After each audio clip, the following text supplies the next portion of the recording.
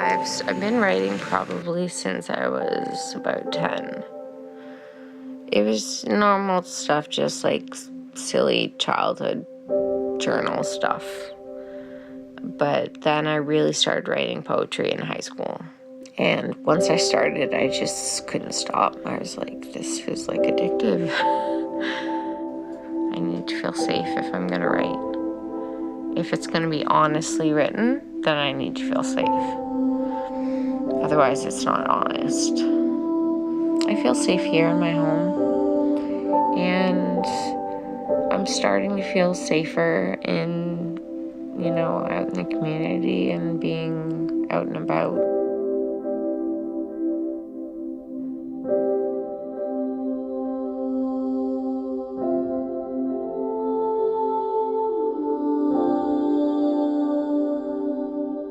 Sometimes these arms bring comfort in the dark of the night. Sometimes they feel like wings. Sometimes this chest breathes in strength and holds it tight.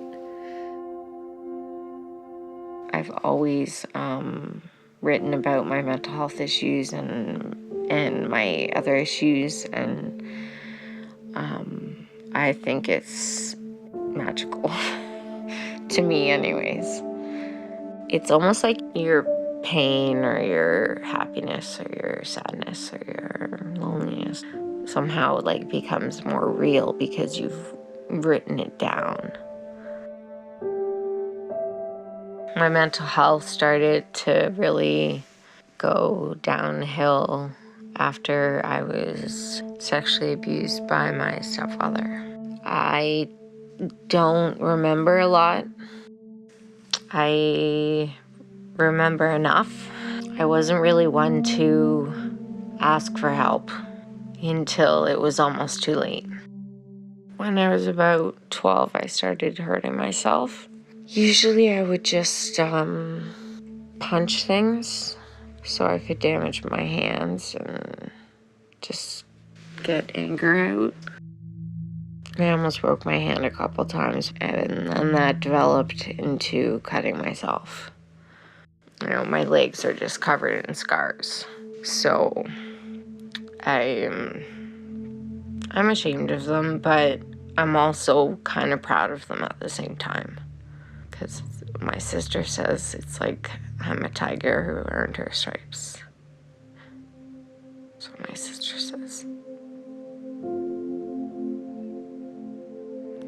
With all the shit I deal with in my life, I'm actually still here, and that actually surprises me.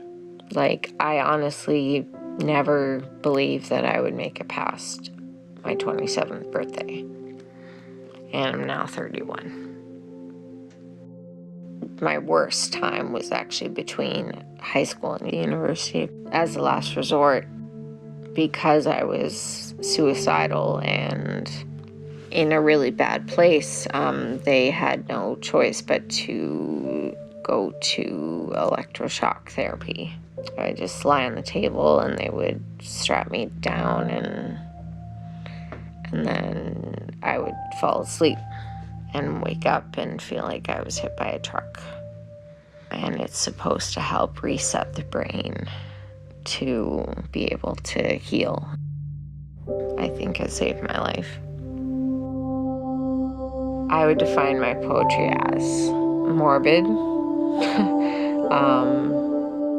enlightening, and expressive, therapeutic, all those things. I've published a book. I'm really proud of that. I think people dream about it, and I actually did it, so it's pretty big. I both write and speak my poetry, even if I'm alone. Like, I'll read it to myself, and I feel like the words have even more power if they're spoken. My most recent poetry reading was really nerve-wracking, and they're really scary. Up there, you're shaking, and your voice is kind of shaky, and you're trembling, but it feels good to stand up in front of people. Once you get them done, you feel good. And you're like, yes, I did it.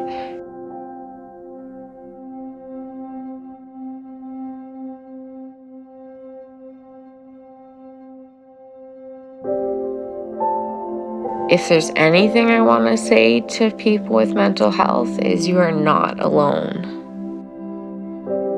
There are always people there willing to help you. It's a really hard fight, but it's not worth giving up. Even with my writing, I just want to help like one person